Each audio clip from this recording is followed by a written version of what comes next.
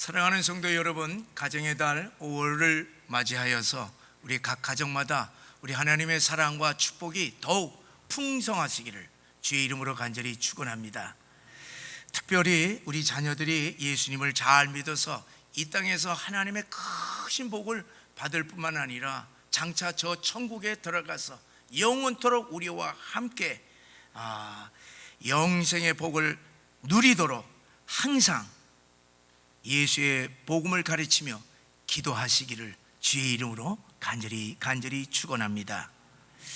사랑하는 여러분, 우리가 예수를 믿음으로 말미암아 전능하신 하나님, 창조주 하나님, 영원하신 하나님과 우리는 신비스러운 관계를 맺고서 신앙생활을 한다고 하는 사실을 우리가 늘 마음속에 명심하시기를 바랍니다.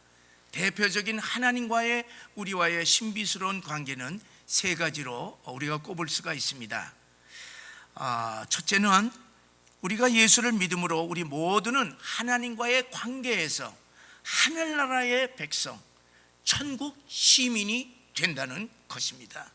그래서 우리 예수 믿는 모든 사람들은 대한민국의 국민인 동시에 우리는 하늘나라 시민권을 가진 천국 백성인 것을 분명히 믿으시기를 바랍니다. 그래서 집단적으로는 우리는 하나님의 백성이요, 우리가 개인적으로는 하나님의 종이 됩니다.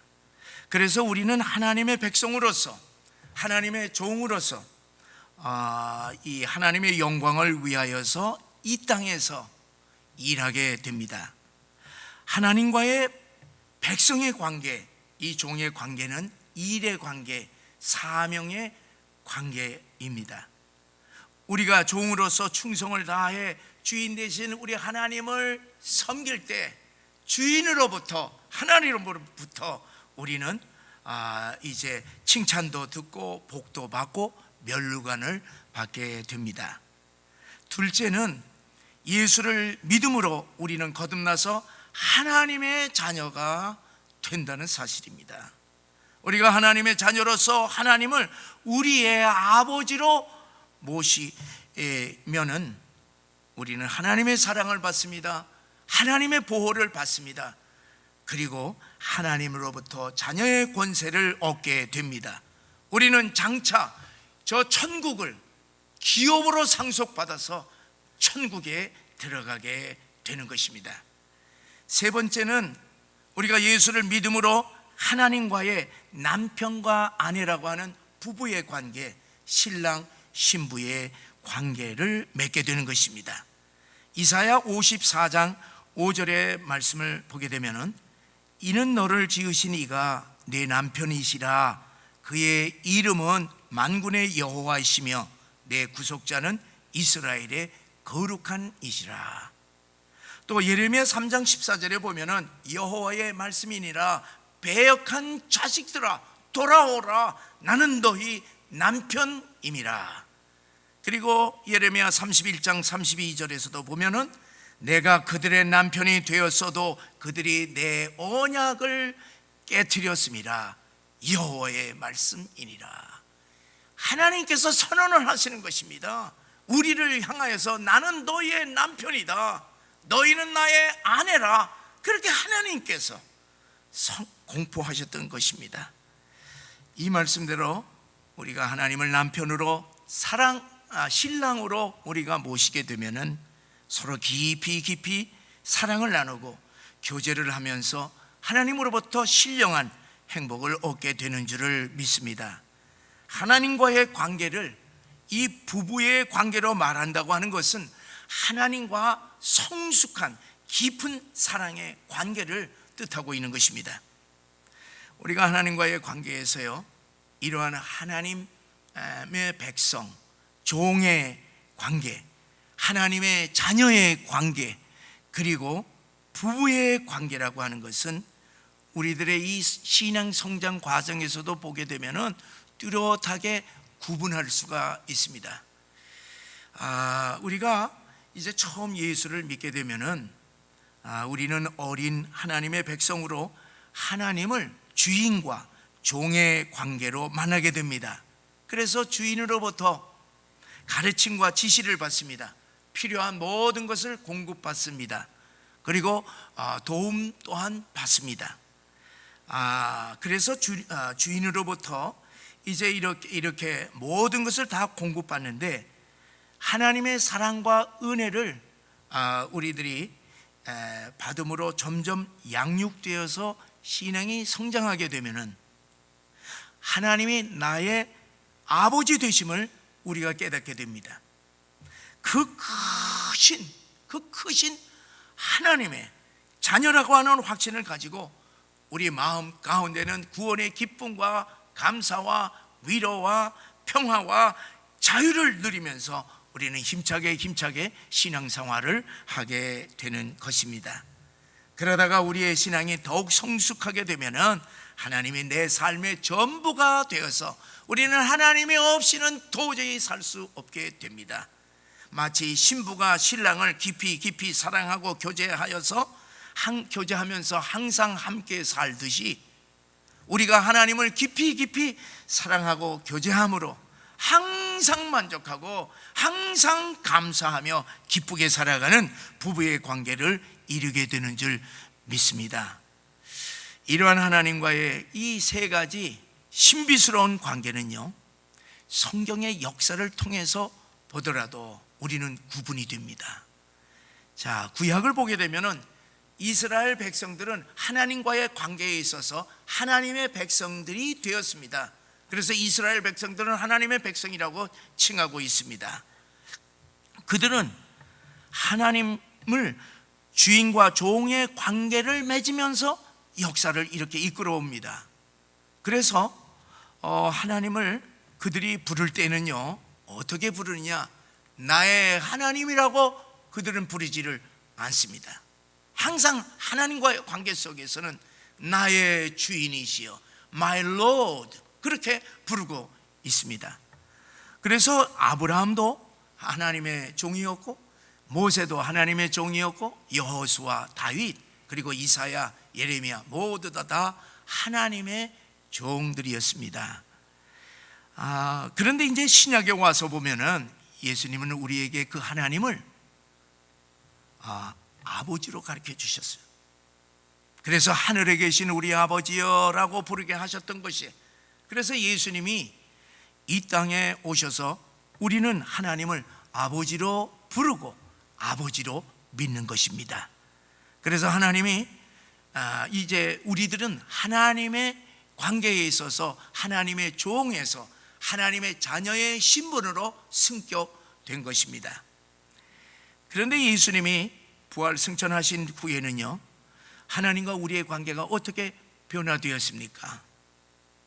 승천하신 주님께서 성령을 우리들에게 보내주심으로 말미암아 그 성령께서 우리와 함께 항상 우리 안에 내주하면서 살게 되므로 우리는 주님과 영적으로 항상 함께 거하는, 그러니까 우리가 우리 주님을 나의 남편, 이 신랑이라고 부르지는 않지만은 우리가 항상 함께 사는 그러한 관계로 된 것입니다.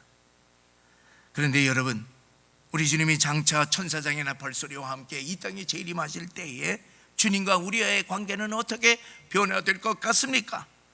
우리는 하나님의 자녀에서 영적인 주님과의 깊은 관계에서 이제는 정식으로 우리 주님과 우리와의 관계는 신랑 신부의 관계로 승격된다고 하는 사실을 믿으시기를 주의 이름으로 간절히 축원합니다. 사랑하는 여러분, 하나님과의 이 세 관계 가운데 여러분 가장 신비스러운 관계는 어떤 관계겠습니까? 여러분, 우리가 생각해 보세요. 우리가 이 천국 시민이라고 하는 것이요, 이거 놀랍지 않습니까? 우리가 하나님의 종이라고 하는 사실은요, 이거 놀랍지 않습니까? 저는요, 이 영적인 내가 하나님의 종이라고 하는 이 영적인 이러한 이 자부심이 대단합니다. 이것도 신비스러운 것이에요. 여러분, 우리가 하나님의 자녀라고 하는 것 우리가 늘 얘기를 해서 그렇죠. 정말 천지를 지으신 하나님의 자녀라고 여러분 믿어보세요. 얼마나 신비합니까? 그러나 그것보다도 더 신비한 관계가 있으니 하나님과 우리의 관계가 부부의 관계, 신랑 신부의 관계라고 하는 사실입니다. 저는요 평생 신앙생활을 하면서 이제 하나님을 향하여 하나님, 제가 하나님을 진심으로 사랑합니다. 주님, 제가 주님을 진심으로 사랑합니다. 이렇게 고백은 제가 했어요. 그런데요, 이제까지 제가 하나님을 아버지라고 불렀지, 오 나의 남편이 되신 하나님이시여, 이렇게 내가 한 번도 불러본 적이 없습니다. 오 나의 사랑 하나님이여, 이렇게 불러보지를 않았습니다. 이 비천한 내가 그렇게 부를 이렇게 생각조차도 없었지만은요, 우리가 감히 어떻게 그 전능하신 영원하신 창조주 하나님을 서로 동등한 부부의 관계에서 부를 수가 있겠습니까?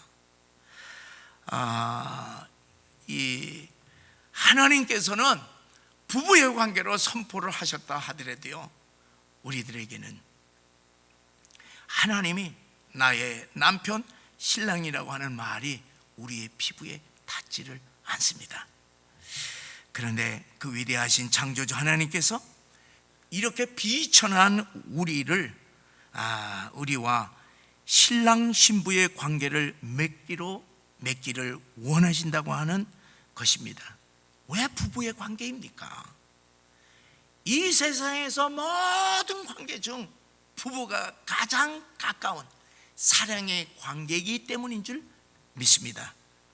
하나님이 우리를 너무나 사랑하셔서 우리를 하나님의 아내로 삼아서 영원토록 함께 살기를 원하신다고 하는 것은요, 우리 인간으로서는 도무지 측량할 수 없는 하나님의 축복이요, 그리고 신비 중에 신비요, 그리고 우리에게 복음 중에 복음이 아닐 수 없습니다.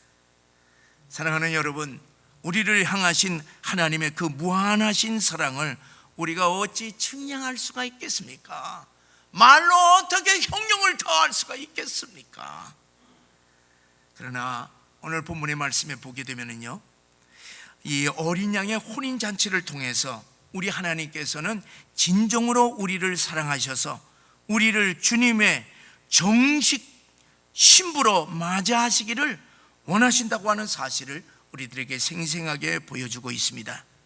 우리 주님이 장차 재림하셔서 예수 믿는 우리를 신부로 삼아서 공중에서 혼인잔치를 하고 영원한 천국으로 인도하신다고 하는 이 재림 신앙은요, 기독교 복음 중에 최고의 복음인 줄 믿으시기를 주의 이름으로 간절히 축원합니다.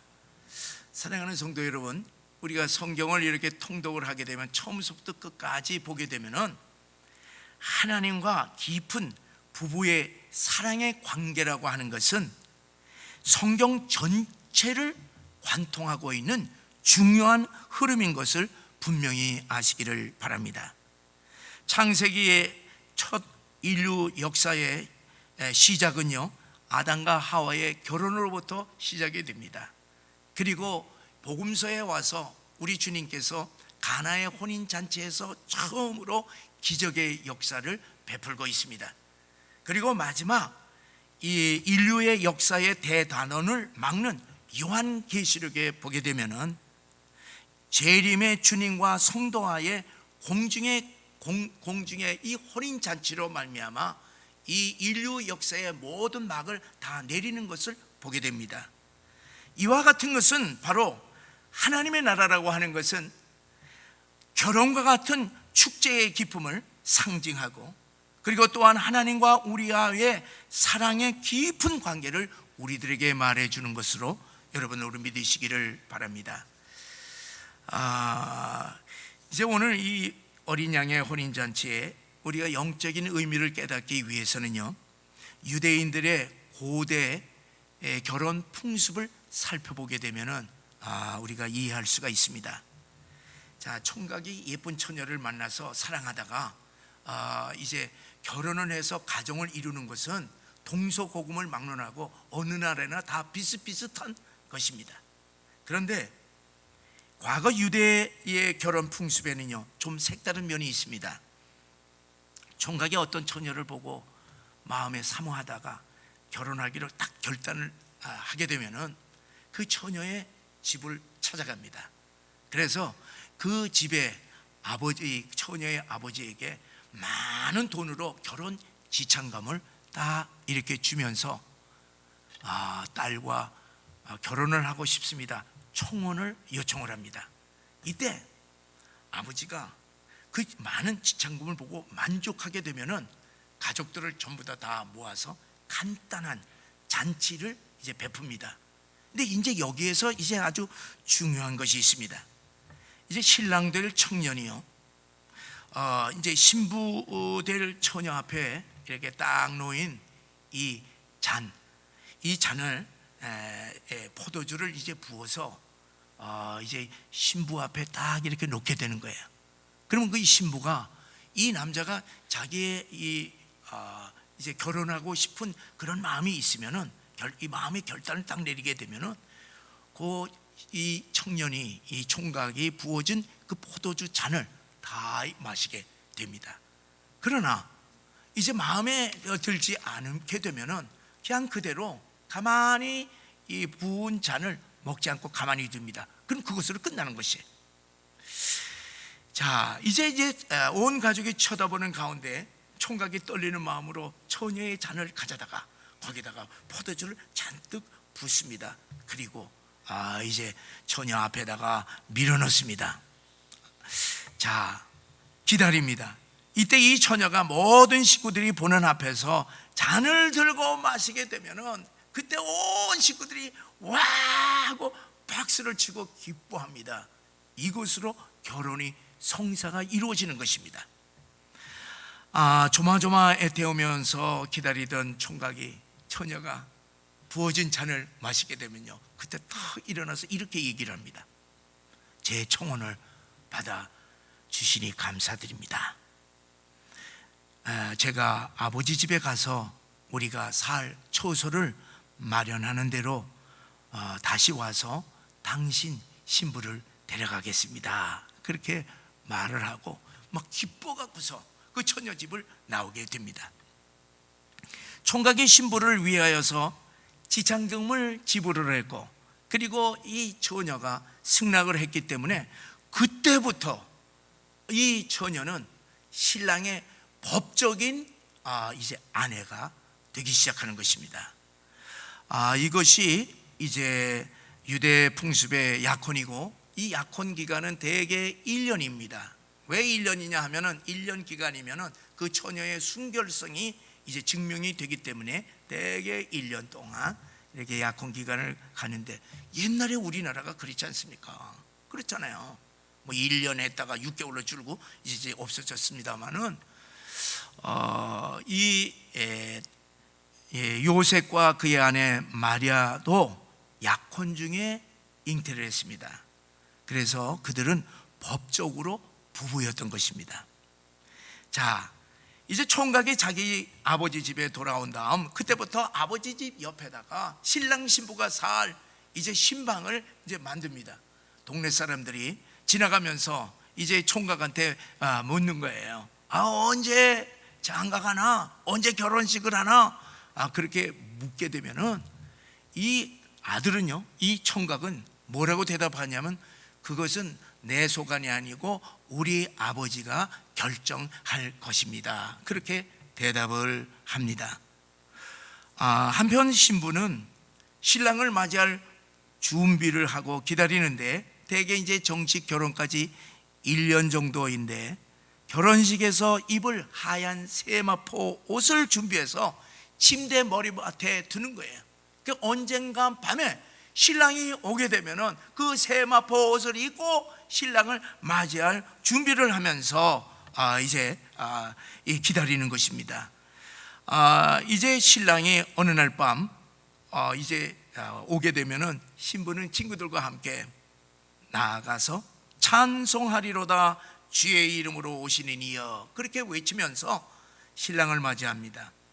신랑은 신부를 데리고 신랑 집으로 와서 결혼식을 올린 후에 온 마을 사람들이 모여서 크게 잔치를 하면서 기뻐합니다. 이것이 고대 유대 사회의 결혼 풍습이었습니다.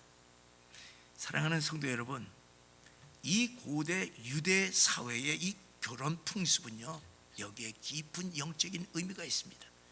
이 결혼 풍습 속에 우리 예수 그리스도의 복음이 다 담겨져 있는 것입니다.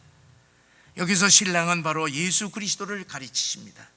예수님은 마치 총각이 처녀를 보고 사랑하듯이 우리를 사랑하시고 기뻐하셔서 우리를 찾아오신 것입니다. 이것이 바로 초림 성탄의 복음인 것입니다. 그리고 총각이 처녀 부모에게 많은 돈으로 지참금을 지불했듯이 예수님은 우리의 죄값을 치르기 위해서 자신의 생명을 십자가에서 값으로 갚으시고 우리를 사셨습니다. 이것이 바로 십자가의 복음인 것입니다. 우리 함께 고린도전서 6장 19절 20절의 말씀을 함께 읽어보시겠습니다. 너희는 너희 자신의 것이 아니라 값으로 산 것이 되었으니 그런즉 너희의 몸으로 하나님께 영광을 돌리라. 자, 그런데 우리 예수님이 내 몸값을 완전히 이제 치르셨다고 해서 내가 예수님의 신부가 그냥 되는 것이 결코 아니라고 하는 사실을 우리가 알아야 됩니다.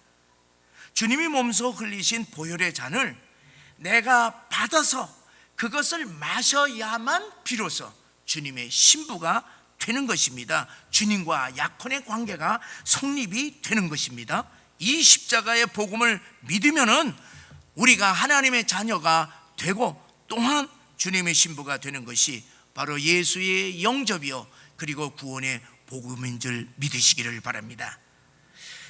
총각이 이제 처녀 집에서 나오면서요, 이제 내가 아버지 집에 가서 초소를 예배하면은 신부를 데려오겠다, 그렇게 약속을 하고 자기 아버지 집으로 떠나갑니다. 이것이 바로 부활 승천의 복음인 것입니다. 예수님께서 요한복음 14장에 보면은 이 세상을 떠나시겠다고 하면서 제자들에게 이렇게 부탁을 하고 약속을 하셨습니다. 우리 다 함께 요한복음 14장 1절 3절을 읽어보시겠습니다. 너희는 마음에 근심하지 말라. 하나님을 믿으니 또 나를 믿으라. 내 아버지 집에 거할 곳이 많도다. 그렇지 않으면 너희에게 일렀으리라. 내가 너희를 위하여 거처를 예비하러 가노니 가서 너희를 위하여 거처를 예비하면 내가 다시 와서 너희를 내게로 영접하여 나 있는 곳에 너희도 있게 하리라. 사랑하는 성도 여러분, 지금 우리 주님께서는 저 천국에서 여러분과 제가 영원토록 천국에서 살 우리의 집을 지금 짓고 계신다고 하는 사실을 믿으시기를 주의 이름으로 간절히 축원합니다. 여러분은 얼마나 좋습니까? 여러분 기대가 되지 않습니까? 여러분 이런 것이 이 세상 종교 어디에서 찾아볼 수가 있겠습니까? 자, 이제 총각이 처녀의 집을 떠나가기 전에요, 청혼을 받아준 데에 대한 감사의 표시와 그리고 이제 내가 당신과 떨어져 있는 동안에 나를 기억하소서 하는 의미로 선물을 줍니다. 그 선물이 무엇이겠습니까? 그 선물은 다른 것이 아니라 바로 성령이신 줄을 믿으시기 바랍니다. 예수님께서 마지막 제자들을 떠나시면서 그들에게 내가 성령을 너에게 보내겠다 그렇게 약속하셨습니다. 요한복음 16장 7절의 말씀을 우리 함께 읽어보시겠어요? 내가 떠나는 것이 너에게 유익이라. 내가 떠나가지 아니하면 보혜사가 너희에게로 오시지 아니할 것이요 가면 내가 그를 너희에게로 보내리라. 우리 예수님이 이 말씀하신 대로 예수 믿는 우리들에게 성령님을 보내주셨습니다. 우리는 성령을 통하여서 늘 우리가 하나님의 자녀요 하나님의 종이요 주님의 신부요 주님이 다시 오셔서 우리를 신부로 데려가신다고 하는 사실을 늘 우리에게 깨우쳐 주시고 또한 기억하고 있다고 하는 사실을 분명히 믿으시기 바랍니다. 이것이 보혜사 성령의 복음인 것입니다. 사랑하는 성도 여러분, 예수 믿는 우리들에게 복음 중에 복음이란 예수님이 우리를 신부로, 우리가 무엇이간데 신부로 맞이하기 위해서 이 땅에 다시 재림하신다고 하는 이 재림 신앙을 우리들이 믿고 주님께서 약속하신 주의 재림을 늘 갈망하시기를 주의 이름으로 간절히 축원합니다. 요한계시록 1장 7절에 보게 되면은 볼지어다 구름 타고 오시리라. 각인의 눈이 그를 보겠고 그를 찌르는 자들도 볼 것이라. 마태복음 24장 30절에 보면 그때에 땅의 모든 족속들이 통곡하며 그들이 인자가 구름을 타고 능력과 큰 영광으로 오는 것을 보리라. 여러분, 구약에서 예수님께서 오신다고 하는 초림의 약속이요 약 350회나 예언되었습니다. 그 예언대로 우리 주님께서 이 땅에 오셨습니다. 그 예수님이 다시 오신다고 하는 이 재림의 약속은 신약에서만 316번 예언되었습니다. 성경의 모든 예언들이 역사적으로 그대로 다 이 재림을 제외하고서는 모든 예언들이 다 역사적으로 이루어진 것을 우리들이 볼 때에 예수님의 재림도 반드시 이루어진다고 하는 사실을 믿으시기를 주의 이름으로 간절히 축원합니다. 사랑하는 여러분, 분명히 기억하시기를 바랍니다. 이 땅에 100년 미만의 인생을 사는 것은 영원한 천국을 가기 위한 준비 기간이라고 하는 사실을 분명히 우리 심령 가운데 명심하시기를 바랍니다. 여러분은 우리가 이 세상에서 이곳에서 영원토록 사는 것이 아니라 이 세상 이후에 누구에게나 다가오는 저 영원한 천국과 저 영원한 지옥이 우리 앞에 다가오게 되는데, 그것에 비하게 되면은 이 세상의 100년 미만의 삶은요 아침 안개와 같고 날아가는 화살에 지나지 않는 것입니다. 이 짧은 세상에서 부귀영화 권세를 누린다 하더라도 지옥 가는 인생이라면은 도대체 그것이 무슨 의미가 있겠습니까? 사랑하는 성도 여러분, 우리가 이 가정의 달을 맞이하여서 우리 가정의 구원을 점검하시기를 바랍니다. 만약에 우리 부모들만 천국에 가고요 우리 자녀들은요 지옥에서 영원토록 고통당하게 된다고 할 것 같으면은 여러분, 자식을 지극히 사랑한 부모라고 과연 말할 수가 있겠습니까? 여러분, 우리가 아무리 세상적으로 자녀들을 교육을 잘 시키고 이 세상에서 훌륭한 인물로 키워놔서 그들이 이 땅에서 부귀영화를 누린다고 노린다 하더라도 그들에게 예수가 없고 하나님을 모르는 그런 인생이라고 할 것 같으면은 영원토록 불행할 수 있다고 하는 사실을 명심해야 할 것입니다. 사랑하는 여러분, 우리 부모들은 하나님께서 우리들에게 맡겨주신 하나님을 우리들이 영적으로 올바로 키워야 되는 것입니다. 여러분, 우리는 육신의 부모예요. 우리 자녀들의 영원한 부모는 하나님이신 것을 우리들이 분명히 알고, 이 땅에서 우리의 자녀들을 우리가 신앙적으로 기르지 않을 경우에 여러분, 그 자녀들이 만약에 경우 지옥에 간다면 누구를 원망하겠습니까? 사랑하는 성도 여러분, 우리 가족만큼은 우리들이 구원해야 할 책임이 우리들에게 있다고 하는 사실을 분명히 명심하시고, 예수 성탄의 복음과 예수 십자가의 복음과 예수 부활 승천의 복음과 예수 재림의 복음, 예수 천국 복음을 전하심으로 우리 모두 가족을 구원하시기를 주의 이름으로 간절히 축원합니다. 사랑하는 여러분, 우리는 그 크신 하나님의 백성이요, 그리고 하나님의 종들이요, 그리고 하나님의 자녀들이요, 하나님과의 부부 관계라고 하는 이 영적인 거룩한 이 자부심을 가지시고, 마지막 이 종말 시대에 세상의 어떤 유혹과 시련과 역경을 맞이한다 하더라도 당당히 헤쳐나가시기를 주의 이름으로 간절히 축원합니다. 사랑하는 성도 여러분, 우리 모두 곧 영광 가운데 재림하실 우리 주님과의 혼인 잔치를 갈망하는 슬기로운 주님의 신부 되시기를 주의 이름으로 간절히 축원합니다.